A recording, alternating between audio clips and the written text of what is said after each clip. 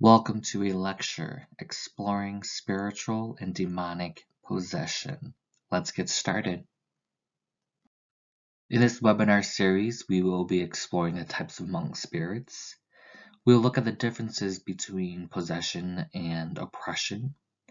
We will look at common symptoms of spirit possession in the Hmong culture and also explore why possession happens. So, spirit possession is a phenomenon in which the non-living entity, in this case we're talking about the spirit, right, the demon, is intentionally involved in the control or the oppression of a human being. And this can happen in various stages, and we'll go over that in the future slides as well. When a spirit possession does happen, what we see are negative changes in a person's attitude, their behavior, their emotions, their physical behavior as well. A spirit possession exceeds any medical explanation. And there are many types of different spirits that possess people, and it happens in different ways, and it looks like different ways as well. So there's classifications of different spirits and what those spirits are and what the possession looks like. And so in this classification, it can help us to find the best route when we're dealing with a situation that is involving a true possession of the spirit and also a demon, right? So it's important for a Hmong shaman, a Hmong healer, a deliverance worker, a light worker, whatever you want to term it, it's important to understand these spirit classifications so we know what we're working with and we know how to respond. So the first type of spirit classification are plant spirits. And in the Hmong culture, plant spirits include obviously plants. They include flowers, trees, herbs, bushes. Most of these include plants from the wild or from nature, but they can also be plants that are planted in our backyards or plants that are planted on the street. There are two types of plant spirits. There's anthropomorphic plant spirits and amorphous plant spirits. These are really big terms. So the first one is amorphous plant spirits, right? These are considered the herbal medicine. We call this chuanzhuo in the Hmong culture. This means plants with herbal healing power. Okay, so the amorphous plant is a plant that has their own spirit. It has their own spirit for healing purposes. Hmong shamans and gifted individuals with chuanzhuo are given or gain a special kind of access to these spirits and these plants to help heal people. Now, long story short, you can't just go and take the plant, right? You have to give it an offer. You have to be able to know what to say before you take the plant in order for it to work for you. Now, these spirit plants typically help people and they typically don't possess people. When we talk about the other plant spirit, right, anthropomorphic plant spirits, the root word is anthropomorphism, and this word or this term is defined as the attribution of a human trait. Okay, I'm going to say that again. Anthropomorphism, which is the attribution of a human trait. So these spirits don't intentionally harm humans, right? They're not going to come into your house or come into town and hurt you. But when these plants are disrespected, they can be malicious, and in some cases, they may even cause a physical or mental anguish or a disease. Okay, so for example, when a person goes camping, right, and they accidentally dug out, or they accidentally cut, or they step on a specific plant or herb or a bush, and that plant has a spirit plant or is a spirit plant, that spirit will seek revenge or even possess that person. Okay, um, the possession is more so of an attack. So people who are possessed from this plant spirit most of the time exhibit external symptoms or external visible diseases, things like a rash, a chicken pox. They may be exhibiting allergy symptoms, or in some cases, um, very high fevers, near death, and it's possible even death itself. Symptoms are usually very sudden, they come on suddenly, um, and unlike other possessions in which a person may develop the symptoms, this is a very fast, a very sudden take um, of the symptoms. The next classification is animal spirits.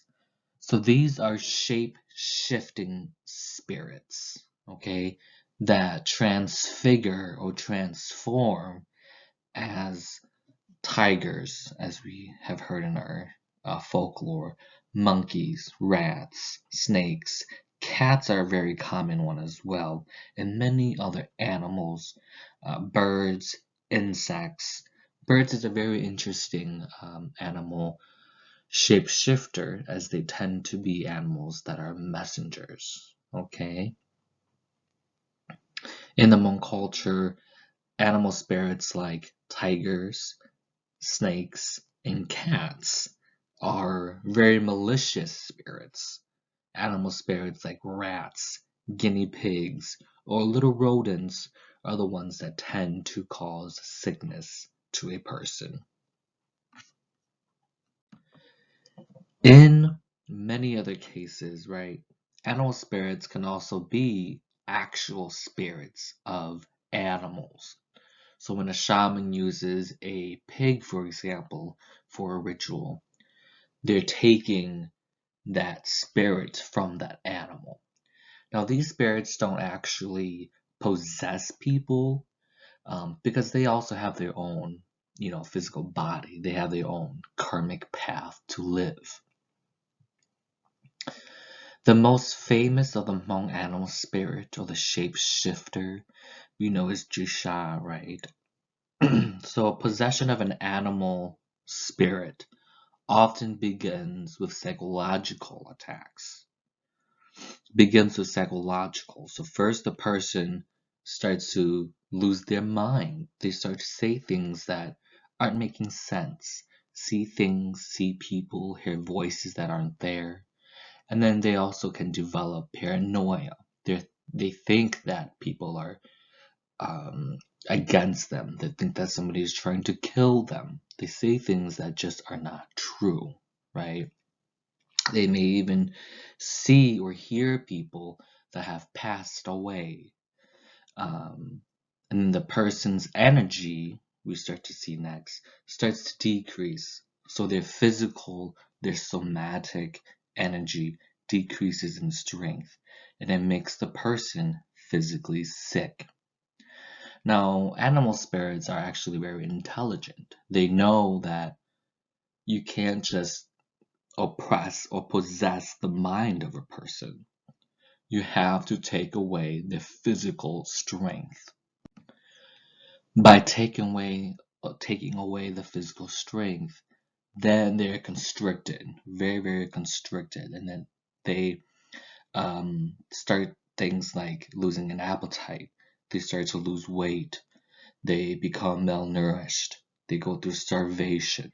Anorexia is also a type of animal spirit that makes the person feel like a certain way about their body or their body image. Um, So other symptoms include perhaps constant fainting, right? Losing consciousness, infertility, change in the mood and behavior when the night falls. They also may change in mood according to the moon and the moon alignment. Um, People who are possessed by animal spirits may even become hostile or very senile. They no longer are able to have control of their free mind. They don't know their family members. They don't know their loved ones. They don't know where they are. Okay. Also, in many cases, according to our folklore, according to our elders, people who are possessed by animal spirits begin to exhibit behavior like animal.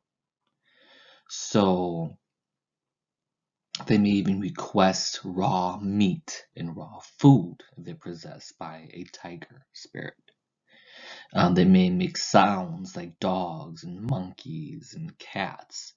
Um, so they begin to take on the form of that animal spirit. Next, we talk about nature spirits. These are spirits of a specific site or a location out in nature. They are attached to that object or that place or that location. So these often include things like lakes, rivers, mountains, caves, forest, certain areas out in the forest.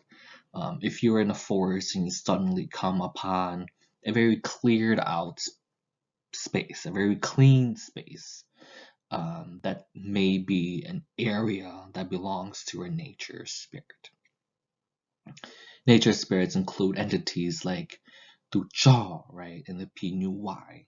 Those are two entities that are very dominant out in the nature. Forest and mountain spirits live in the deep forests, and they can either be ghosts, right, or they are also protectors of the land. So, what does possession look like when you are possessed, or when a person is possessed by a nature spirit? When a person is possessed by a forest spirit, they are possessed by the evil type, right? The person starts to exhibit fevers, hot, cold sweats. Hmong people, we call it onaoku, right? For the PNUY, they start to exhibit things like stomach pains, very, very painful stomach pains in the stomach, bloated stomach pains. The person may begin to faint and be in and out of consciousness, and sometimes they can come to their death as well. Nature spirits that are protectors, okay, these are protectors of the land, landlords, if you will, of that area. They are protectors and they don't usually do harm. But it's very important that when you do visit that location, that you give it an offering and you ask for that landlord to protect you and watch over you and guide you as you take your journey on their land. When we look at water spirit possession, these include spirits from rivers, lakes, streams, the sea, the ocean, right? Or ponds, waterfalls is very common. So this is a common belief that they are mostly the souls of drowned victims. Okay, so if a person has drowned there, typically what we Hmong people call the Lutseng, right? They're stuck there. That's a type of spirit.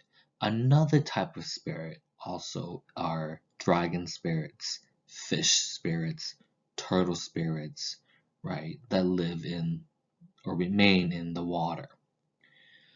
Water tends to serve as a coffin. And this is what I was talking about, Lutseng, right? Water tends to serve as a coffin for drowning victims and animals that live in the water.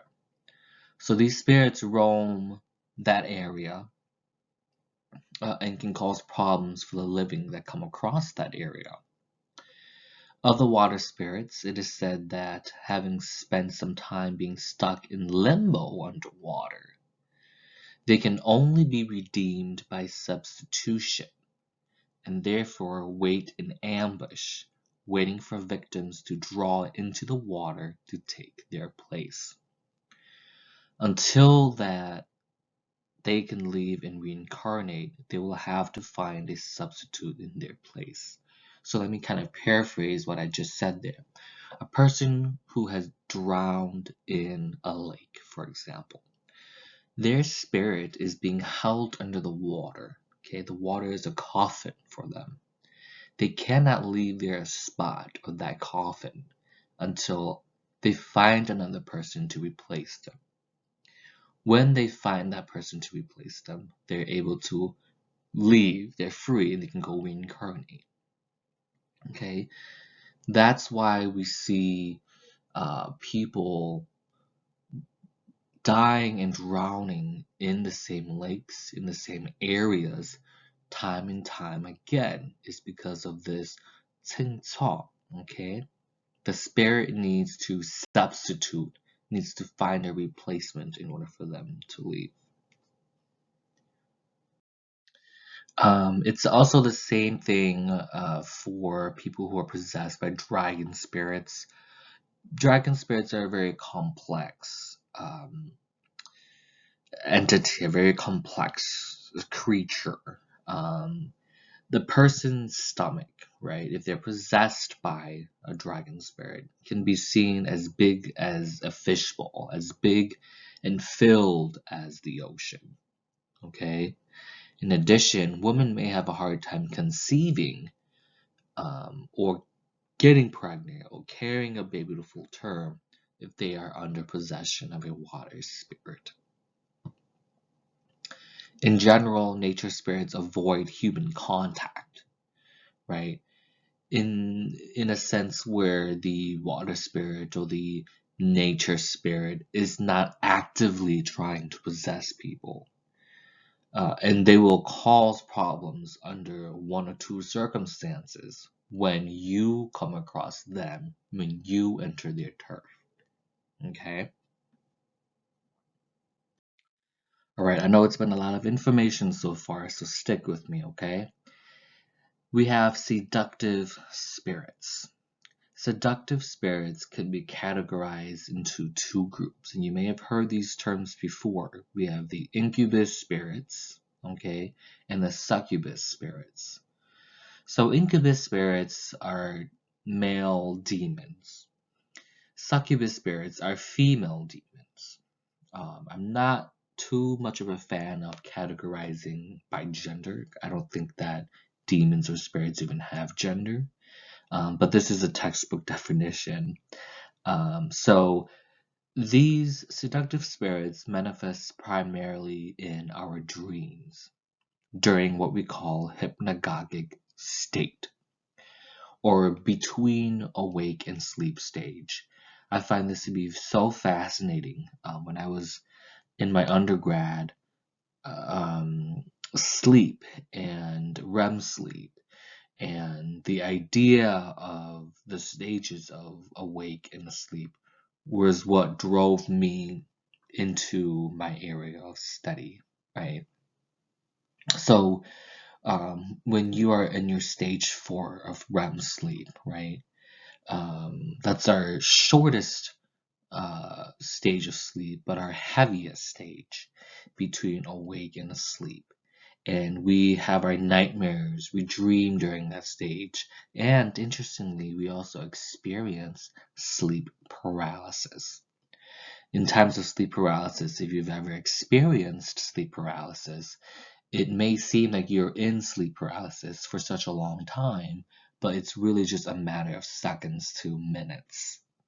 Um, in these dreams, seductive spirits come in our dreams, and they can be love-making dreams. They can be you're on a date with a person who's very attractive. They can also be violent dreams like rape and hostility. domestic violence, sexual assault, sexual rape, things of that sort, okay? So as we experience these dreams of seductive spirits, that spirit, their main goal is to consume our energy, okay? Make us lose the ability to control our muscles, our movement. That's them consuming our energy. Again, if you've ever experienced sleep paralysis, you feel it really is a paralysis because you don't feel like you're in control. You can't move. You almost can't breathe in a way. And we're extremely weak, and our vitality is extremely drained. Okay. In Hmong, we also call seductive spirits tu cha. The very early beginning signs and symptoms of being possessed by a seductive spirit includes constant tiredness. You feel like you're never getting enough sleep, even if you slept for 8, 9, 10 hours. You feel exhausted, right? Physically, mentally, psychologically. You feel lifeless.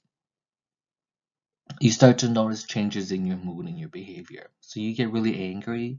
You're very short-tempered. You become very jealous. You may even have sad or depressive thoughts of suicide. You may start to miss the person that's in your dream, even if you've never met them in real life. Okay. So again, this includes short temperament, sleep paralysis, very, very common. Hallucinations, right? You start to hear people calling your name. You have intense fevers at night. Night terrors is a very common one as well. Intense exhaustion, infertility, people who experience epilepsy, loss of consciousness, and maybe even starvation. In the Hmong culture, there are stories of ghost girlfriends or ghost boyfriends that gain the trust of the person or the victim, and then we cause that person to be sick and unwell to the point of even death. So those are seductive spirits. Elemental spirits, these are the divine spirits, typically superior to spirits here on earth, and they have special elements to them. Okay, they're very powerful. Sometimes in rituals, shamans and healers conjure them and pray to them. The most common of the element spirit is the thunder spirit, or we call Satsu Solao. The thunder spirit is commonly summoned in rituals for protection. Okay, and these spirits don't typically possess people. Human and ancestral spirits. This is a very complex um, category as well, because there are so many parts to this. The Hmong believe that household spirits, right, help protect and watch the home and protect the family member to some degree. And in addition to this, the Hmong believe that there are 12 spirits or 12 souls. The three most common souls or spirits that a person has is the breath soul, the reincarnation soul, and the ancestral soul. So the breath soul is a soul that gets frightened and can get lost. Okay? This is a soul that if you are bombly or if you get scared, that the breath soul is the one that gets affected. Reincarnation soul, this is a soul that leaves the body once the person dies and travels back to be reincarnated. And then we have the ancestral soul. This is a soul that travels back to the ancestors. Upon death, the monk believed the deceased person's spirit must make its way back to the land of the ancestors and become an ancestral spirit. These spirits can sometimes become angry. When this happens, the family will experience bad luck, misfortune, miscarriage, diseases, curses, and even generational curses as well. A possession of the human and ancestral spirit is very complex and very unique. It can happen intentionally through what we call channelers, right? People who can channel spirits. It can happen during a shamanic ritual. It can happen through dreams. It can happen through anyone who is susceptible to spirituality in the family. So now that we got through all those categories, let's talk about an entry point. An entry point is the start. It is the finger snap of demonic possession. Okay, this is how demons and spirits are attaching themselves to you. It is the triggering of that moment, that start, that entryway. Common entry points include a person's involvement with the occult. So if they are constantly learning or being involved in demonization in the occult, they're joining things that are dark in nature, right? The Ouija board, they've joined a group at school about, demon worship, things of that sort. That's an entry point. Again, the involvement in the performance of black magic. Interestingly, things like books, movies, and activities that may not seem dangerous but can actually act as an entry point. When you're watching movies about exorcism, right? The movie itself is not haunted, right? But the idea, the actions from that movie can trigger something in a person that can act as an entry point. Owning or touching an item from the dead. This is a very important rule and something that we are brought up hearing our parents tell us is if you see an item on the floor, don't touch it and don't bring it home. That's an entry point. If you see a really beautiful rock out in nature, leave it out in nature. Don't bring that inside the home. Okay, that can be an entry point. Things like curses, spells, and hexes from another person that they've placed onto you is also an entry point. Channelers and psychic abilities. So if you are a channeler yourself, if you have psychic abilities, you can become an entry point or a magnet for entities. This is a real life example of how an entry point is created. Um, Again, this is how the point of contact begins. So there's a case where a Hmong woman's husband dies, right? And she goes to the cemetery and she keeps weeping and crying, calling out to her husband. And this is an entry point for demons and goblins and ghosts because they don't care if you are calling out to them or not. They're going to latch on. You're in a weakened state. You're calling. You're inviting. Um, in another case where a family goes on a camping trip, right? And on the last day, the dad calls out, "Come on, kids, everybody, everyone in the car. We're going home."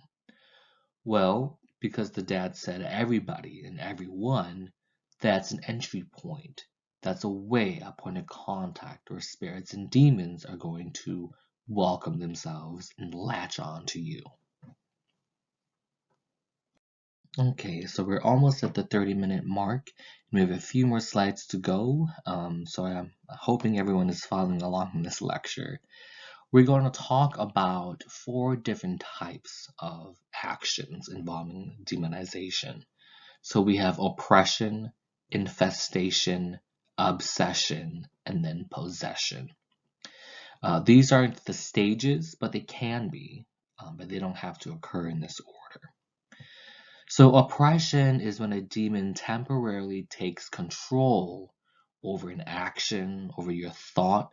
Maybe it was a choice that you had to make. And so this looks like sin, right? When people say you've sinned, or let's say that you are thinking about stealing money, right? Or not stealing money, and you go and steal money. That is a momentary oppression from something of a darker entity. Um, Things like sleep paralysis also is a very good example. It's a temporary and short-lived control over an entity. They've oppressed you, okay, in that moment.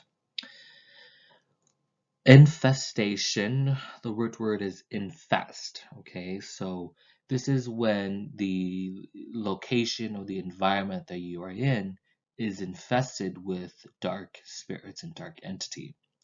So this is the haunted house energy that people feel when they walk into an infested home. Some people are more susceptible to that than others. Animals, right? Dogs, birds, even horses are very sensitive to infestations.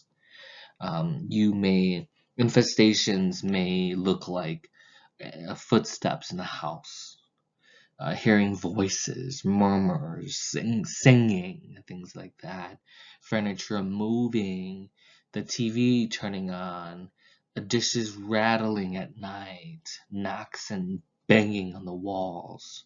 Okay, a location, a house, a funeral home, a church, a park, a school can be a place of infestation, especially if people have died there, especially if something traumatic, something triggering has happened there. Those are all infestation points. Next, we talk about obsession. The afflicted person has a very difficult time functioning or carrying out a normal and everyday action. So a person who has a demonic obsession has a constant thought about demonization. What that means is they're constantly thinking about suicide, suicide ideation. They're constantly angry. They think about wanting to harm others and harming themselves. They're thinking about isolating themselves, or they are currently isolating themselves. They're depressing themselves constantly. And we call that a demonic obsession. People who have a demonic obsession sometimes, and actually a lot of times, cannot help themselves. They don't know that they're being, or they have a demonic obsession. Okay? An obsession usually comes from being oppressed by a demon over a period of time. So let's say that you've been experiencing sleep paralysis by a demon for a very long time. You'd start to begin or exhibit obsessive and obsession behaviors. And then we get to possession. Um, Possession is when a demon is able to seize control over a person's emotional, psychological, and physical free will, either temporarily or long term. This is a very interesting topic, especially I think for the Hmong people, because unlike Christian or other organized religion, possession can be intentional for Hmong people and for people who practice spirituality and the belief in spirits. What I mean by that is we have people who are channelers, right? People who can actually channel and communicate and allow spirits to possess their body. So three human conditions, right? Possession takes hold of the three conditions. We know the three conditions to be our somatic or kinetic, psychic, or the spirit condition. So somatic is our body. Psychic is our mind, our feelings, our sensations. And then the spirit condition is our soul, our inner purpose, our existence, our meaning, our purpose and reason to live. A possession takes hold of all three of these conditions. And oppression takes hold of our somatic and our psychic, but not yet our spirit. Okay? So when you're being oppressed by a demon, you don't lose your purpose and reason to live. You don't lose that sight. When a possession is taking place, the goal of the possession is to control your body, control your mind, and control your spirit. In Hmong culture, these are some of the signs that there's a presence of an entity in the room, the presence of a possession. So you suddenly feel a drop of temperature in the room. That's one of the earliest signs, in addition to light and electricity fluctuations. Okay, so the lights just start to flutter, or the electricity starts to act up. Okay. Number two is you feel a presence. So you have this gut feeling. You start to be uncomfortable. You enter a house and you kind of feel like there's something off, right? You feel like there's a presence and energy in the room. Hmong people say my hair and my arms are standing up, right? That's the feeling of your presence. Oftentimes, what that also is you may not be physically able to see the entity, but your spirit is able to see it. And that's their way of telling you that there's something in the room. Number three says pretense. A demon or evil spirit can pretend that they are not there. Okay? Something just seems too quiet. They pretend to act in vain or torture. So when a person is possessed, they start to say things to you like, why are you doing this to me? Right? I'm in so much pain. I'm dying, etc. The demon and the evil spirit wants you to give in. It wants you to communicate with them. It wants you to pay attention to them. So this is the point where sometimes when we watch exorcist movies, where the demon suddenly, they come on and they pretend to be the priest's family member, and they cry or they're in vain, that is the pretense. Okay, they want you to stop, to give in, to think that they are actually in pain. Next is facial contortion. So when a person is possessed, you start to see a sudden change in their face. So they start to have this nasty look. Maybe it's their face that just changed or drooped, their eyes, their pupils dilated, right? You start to have this experience, this smell, this rotting raw meat, food, garbage, dead animal kind of vomit smell. That's also um, the presence of a demon or spirit possession. In Hmong folklore, when people are possessed by the tiger spirit, okay, we can see the sudden change of the person's face. They start to clench their nose like a tiger. They start to show their teeth like a tiger or like a cat. We start to experience this rotting, dirty animal smell like a wild beast or a wild animal. That is the presence of a tiger spirit. Downfall. So the demon or the evil spirit is interactive. So they'll tell you what you want to hear. They will bring up things about your past, make threats towards you. And so what's interesting about this stage is human curiosity is often aroused when a demon is interactive. Humans will think, well, how did they know about my past?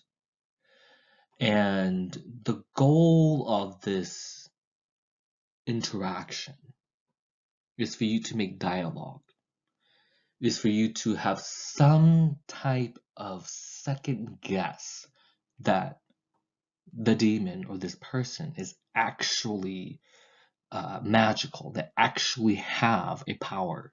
And that split second is an entry point, is an entryway. That's why when they say when you're doing an exorcist, when you're doing a deliverance work, to not engage or interact or have dialogue with the person or the demon is because of that entry point, that entryway. Okay. Number 6 says clash. So this is the sudden downfall, the sudden exhaustion from the victim or from the person. So when you're in the exorcist, when you're doing the deliverance, when you're doing the shamanic trance, and the person suddenly just loses consciousness, they become very quiet, they become very tired in that moment. Heavy breathing, hyperventilation, even a sudden spike in energy before a downfall in the last attempt. That is the presence of a demonic possession. They are trying to fight the light work. They are trying to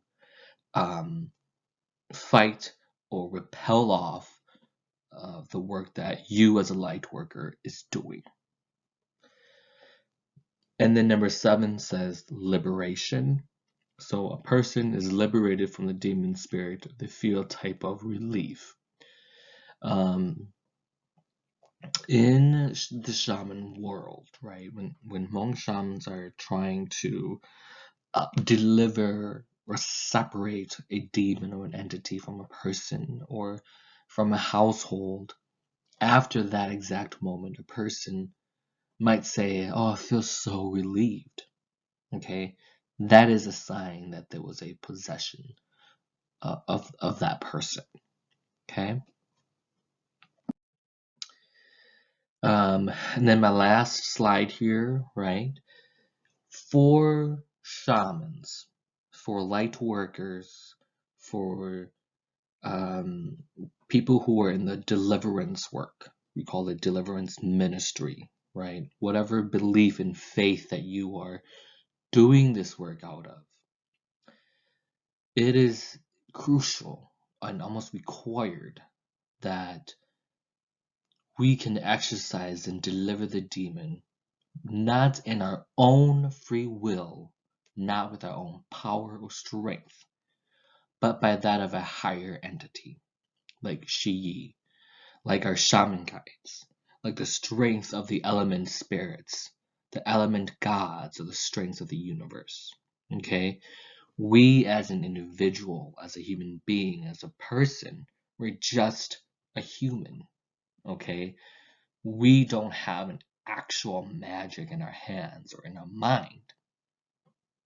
And that is something I think that some people in this work, in this generation of Hmong shamans have forgotten, is that they've assigned to themselves, they've given themselves this power. And I think that becomes very, very dangerous. And we have to remember that it is through our guides, it is through our shamanism that give us the ability to channel, to use our body as something to help heal. And so it's important to not give ourselves supernatural and magical gifts. This can be very deceiving. And again, we ourselves, we have no power alone. Power comes from our guides. It comes from our gifts. It comes from our generations of ancestral bloodline. That is what is going to help us when we are doing this work.